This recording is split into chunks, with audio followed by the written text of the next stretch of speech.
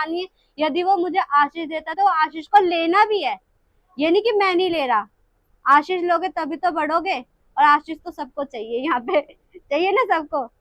तो इसका एक है भजन संहिता 66 का 18।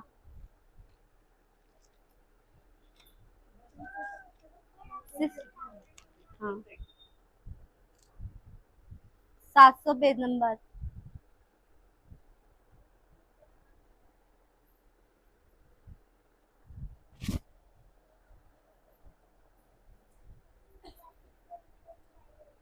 ये मैं बता चुकी हूँ वैसे भी। हाँ हाँ यदि मैं मन में अनर्थ की बात सोचता तो प्रभु मेरी ना सुनता। हाँ तो मैंने पहले बताया था, यदि हम गलत बात सोच रहे हैं किसी के लिए, पर वो हमारी वो प्रार्थना को तुरंत कैंसिल करेगा, तुरंत रिजेक्ट कर देगा कि भाई मैं नहीं सुन रहा तेरी प्रार्थना। जैसे बच्चे गलत चीज मांगते हैं, चाकू दे दो, चाकू से खेलने के लिए माँ बाप तुरंत दे देते हैं, तुरंत डांटते हैं, नहीं नहीं छूना।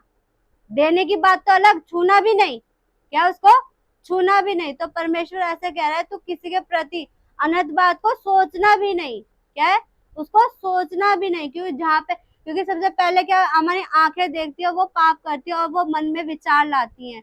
तो क्या करना है, यदि बुरा हो रहा है, हम गलत करने जा रहे हैं, तो हमें तुरंत क्या होना है, मुख मोड़ लेना और प्रार्थना करनी कि हम गलत चीजों को ना देखें। गलत मतलब गलत चीजें हमारे फोन में भी आ जाती हैं, बहुत सारी चीजें, उसको हम ना देखें, उनको क्या कर दे, स्केप कर दे, आगे आगे हम परमेश्वर के वचनों में बढ़े। क्योंकि संसार है, हमें वो गलत चीजें दिखाता भी है, ललचाता है। वो क्या करता है, ललचाता है कि तू ये कर ले, तू ये कर ले, तू ये कर ले, एक सिगरेट ही पी ले, क्या जाता है, तेरा दिमाग शांत हो जाएगा। क्यों पिए, वचन है, एक वचन खा लेते, सिगरेट क्यों पिए, एक वचन खा लेते ना। और औरतें होती है, चल एक सास की थोड़ी सी चुगली करी आती हूँ पड़ोसन से, क्यों चुगली करी आऊं, एक घर का काम ही कर लो।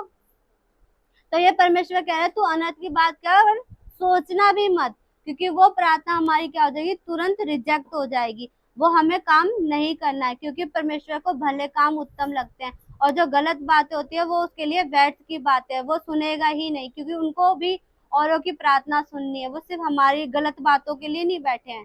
और एक यही है यशाया का 139 का 23-24।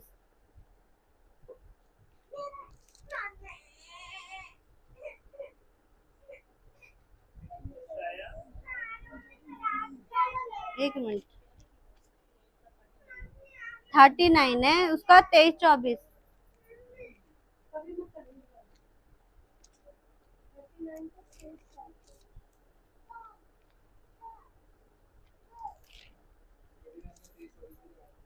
होगा भैया,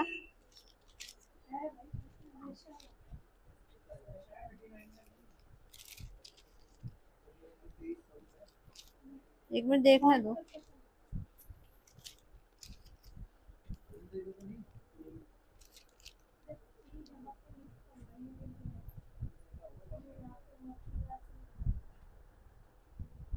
भजन संहिता को तो पढ़ लिया ना, 66 का 18।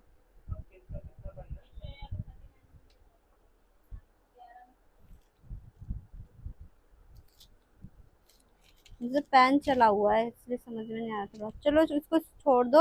और तीसरा क्या है, प्रार्थना करने का कुछ गलत उद्देश्य। तो हमें क्या है, किसी लालसा से भी प्रार्थना नहीं करनी, क्या है तीसरा इसका पॉइंट है, प्रार्थना करने का कुछ गलत उद्देश्य। हमें क्या है, लालसा रख के भी प्रार्थना नहीं करनी कि मुझे ज्यादा मिले, मुझे इससे ज्यादा मिले। यदि मेरी पड़ोसन एक अच्छी साड़ी लेके आई है तो मुझे 2 अच्छी साड़ी मिले। यदि मेरे दोस्त ने कार खरीद ली है तो मुझे उससे बड़ी कार मिले, या फिर उसने बाइक खरीद ली तो मुझे और अच्छी बाइक चाहिए। तो हमें ऐसे लालसा नहीं करनी, ना कंपेयर करके करनी है प्रार्थना। क्या करनी है, कंपेयर करके हमें प्रार्थना नहीं करनी कि उसका बड़ा घर है तो मेरा उससे बड़ा घर हो जाए। प्रभु मुझे देगा, जितने मुझे घर की जरूरत होगी प्रभु मुझे उतनी आशीष देगा। और हमें विश्वास के साथ मांगना है, प्रभु जितनी मेरी जरूरत होगी उतना पूरा करेगा। जैसे सुलेमान था, वो राजा था, क्या था, वो राजा था, उसके पास कोई कमी घटी नहीं थी, यहाँ तक उसके पास बुद्धि की भी कोई कमी घटी नहीं थी। फिर भी वो क्या बोलता था, मेरी बुद्धि तो घास कूड़े के समान है, तू मुझे अपनी बुद्धि से आशीष कर। वो रोज परमेश्वर से क्या करता था, रोज बुद्धि मांगता था। और क्या कहता था, मुझे तू इतना दे, मतलब इतना ज्यादा भी मत दे कि मैं तुझे भूल जाऊं, और ना तू मुझे इतना कम दे कि मैं तेरे लिए बुड़बुड़ाऊं, कुड़कुड़ाई। तू मुझे इतना दे जो जितना मेरे लिए प्राप्त हो। तो हमें भी परमेश्वर से सिर्फ उतना ही मांगना है जो मेरे लिए ठीक हो, क्योंकि यदि मैं ज्यादा धन मांगूंगी परमेश्वर से तो मेरा क्या रहेगा, धन में ही मन लगा रहेगा। क्या रहेगा, मेरा धन में ही मन लगा रहेगा। और क्या होगा, वो ज्यादा होगा तो मुझे चिंता सताती रहेगी, और किसी दिन चोर आ भी सकता है, वो चोरी करके भी ले जा सकता है। और यदि मैं उसकी फिर भी निगरानी कर रही हूँ, क्या पता चोर का क्या भरोसा, वो मेरे को ही मार के चला जाए और धन लेके चला जाए, है ना। तो हमें परमेश्वर से उतना ही मांगना है जितना मेरे लिए सहज है। हमें ना अधिक मांगना है ना कम मांगना है। तो हमें क्या है, लालसा के साथ तो बिल्कुल भी नहीं मांगना। जो मेरे लिए ठीक होगा वो परमेश्वर मुझे देगा। ऐसे विश्वास के साथ मांगना कि जो मेरे लिए ठीक होगा वो परमेश्वर मुझे दे चुका है। उसने मेरी विनती प्रार्थना को सुन चुका है और वो मुझे देगा। उसके लिए मुझे धैर्य मांगना है कि मेरा सही समय आएगा, परमेश्वर मुझे जरूर देगा। क्या करना है, परमेश्वर मुझे जरूर देगा। और हमें किसी गलत बात के लिए प्रार्थना नहीं करनी है, और किसी गलत मनसा से प्रार्थना नहीं करनी है, और गलत लालच से भी प्रार्थना नहीं करनी है, क्योंकि परमेश्वर हमारी शारीरिक जरूरतों को समझता है, वो जानता है। यदि मुझे कुछ भी चाहिए वो परमेश्वर मुझे देगा, क्योंकि वो मेरा पिता परमेश्वर है। जब मेरे संसार के पिता हमारी जरूरतों को जानता है तो वो भी मुझे देगा। जैसे एक छोटा बच्चा होता है, उसमें तो कोई लालसा कोई प्रार्थना भी नहीं होती, सिर्फ वो जब उसको भूख लगती है तो वो दूध के लिए चिल्लाता है, उसके आगे वो कुछ मांगता है नहीं। फिर भी उसके माँ बाप क्या करते हैं, उसको अच्छे कपड़े पहनाते हैं ना, और उसको अच्छा खिलाते हैं, उसके लिए पैसे भी बचाते हैं कि उसके फ्यूचर के लिए भी। तो परमेश्वर ने हमारे लिए अच्छे कपड़े रखे हुए हैं, और हमारे फ्यूचर के लिए उसने ताजा मन्ना रखा हुआ है। तो हमें मांगना नहीं है, हमारी जरूरत उसने पहले से पूरी कर चुका है। जैसे एक माँ बाप जो होते हैं बच्चों की प्लानिंग क्या करते हैं, पहले से कर लेते हैं।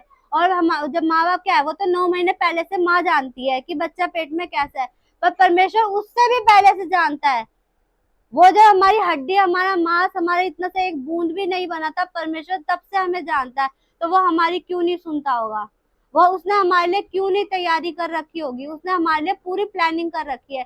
तो हमें उस प्लानिंग पे बस धीरे से धीरे धीरे चलते रहना है, और गलत मार्ग पे हमें नहीं बढ़ना। हम जैसे गलत मार्ग आता भी है तो हमें क्या करनी है, प्रार्थना करनी है कि प्रभु हमारे पापों को क्षमा कर और हमें सही मार्ग दिखा, हमें डिसीजन लेने की क्षमता कर। हमें खुद अपने हाथ से स्वयं डिसीजन नहीं लेना है, क्योंकि हमारी बुद्धि इतनी अच्छी नहीं है। हमें परमेश्वर की बुद्धि और समझ का सहारा लेना है, हमें अपनी बुद्धि समझ का सहारा नहीं लेना है। तो आपको समझ में आया हो कि हमें कैसी प्रार्थना करनी है। कोई बता सकता है, इसमें 4-5 टॉपिक थे एक एक की कि हमने कैसी प्रार्थना करनी है। हाँ, कैसे करनी है। हाँ, हमें कैसे करनी है, पहले विश्वास के साथ प्रार्थना करनी है कि जो हमने मांगा वो हमें मिल गया। दूसरा, हाँ, धीरज और संयम के साथ प्रार्थना करनी है। ये नहीं कि बस मुझे दे दो, मुझे दे दो, मुझे दे दो, मुझे दे दो, ऐसे नहीं मांगना है। प्रभु, हाँ बोलो। जैसे हम सिर्फ अपने लिए प्रार्थना करते हैं तो जो लोग बाहर घूम रहे हैं हाँ उनके लिए कौन करेगा। तो हाँ परमेश्वर ने ये कार्य दिया है। जैसे कि अभी आपने बताया हाँ कि परमेश्वर ने अपने चेलों को बोला कि जाओ राज्य राज्य में मेरा प्रचार हाँ करो। तो हम यदि कोई लोग नहीं सुनते तो एटलीस्ट हम अपने घर में बैठ के उनके लिए प्रार्थना हाँ कर सकते हैं कि प्रभु जैसे आपने हमारा जीवन बचाया उनका भी बचाया। हाँ, और कोई। पूरी मनसा से और जो उद्देश्य के साथ। हाँ, और हमें और कोई बता सकता है कि लालच से प्रार्थना नहीं करनी। किसी को नीचा दिखाने हाँ, के लिए। और दूसरों को, हाँ, लालच की उसने इतना खरीद लिया तो मुझे उससे बढ़ा दे दे कि मैं उसको दिखा सकूं। तो हमें वो नहीं करनी है कि हमारा परमेश्वर हमें ज्यादा देने वाला है तो उससे ज्यादा दे देगा, ये ऐसे कंपेयर नहीं करना। जितनी हमें जरूरत होगी परमेश्वर हमें उतना ही देगा, और ये विश्वास करना उत्तम देगा। जो मेरे लिए बढ़िया होगा वो बढ़िया ही चीज देगा। ये नहीं, उस पर डाउट नहीं करना कि वो मुझे कम देगा। हमें क्या करना है, पूरे विश्वास के साथ मांगना, और वो मुझे मिल गया ये भी विश्वास करना। और कोई बता सकता है, दो। आप बच्चन ऐसे बोलोगे तो आपको शिक्षा याद रहेगी कि हमने आज की शिक्षा क्या ली है। यदि सुन के चले जाओगे, बोलोगे नहीं तो आपको भूल जाओगे। क्या है, ये रिवीजन हो जाएगी। तो आप कोई बता सकते हैं कि हमने और क्या सीखा था इसमें। हाँ हाँ, ऐसे प्रार्थना करनी है। और हाँ हाँ, और हाँ, गुड। और आदिल बताना चाहता है। हाँ, क्वेश्चन मार्क नहीं लगाना है हमें। और हमें पाप के उद्देश्य से भी नहीं करना है कि इसका बुरा हो जाए या इसका ही साथ ऐसा हो जाए, उसका ये हो जाए। ऐसे संसार में करते हैं ना लोग, इसका बेड़ा गर्क हो जाए ऐसे करके, तो हमें ऐसे प्रार्थना नहीं करनी है। और कोई, हाँ बोलो। क्योंकि जैसे आप बोल रहे हो कि हमें दूसरे के लिए बुरे चीजों के लिए प्रार्थना नहीं करनी, हाँ कि उसने मुझे गाली दी या उसने मेरा हाथ खा लिया तो उसका बुरा हो जाए। हाँ क्योंकि वचन में ये भी लिखा है कि जिस नाप से तुम नापोगे हाँ तुम्हारे लिए भी नापा जाएगा। हाँ तो हमें वो बुराई को साइड में रख के ना, कि कोई बात नहीं पिता, तू जानता है इनका मुंह हमने आप बंद करने हाँ में समर्थ है। तो हमें ऐसी प्रार्थना भी करनी चाहिए हाँ, कि गुड। प्रभु आप हमारे कामों से अपने द्वारा इनका मुंह बंद करो। हाँ, वो भी फिर जानेंगे कि हमने इनके साथ बुरा करा, तो वो भी क्षमा खुद ही मांगेंगे। तो मैं प्रभु का धन्यवाद करती हूँ। आज मेरे को लग रहा है सबको पता चल गया कि आज का वचन क्या था, सबको याद भी हो गया है। आमीन।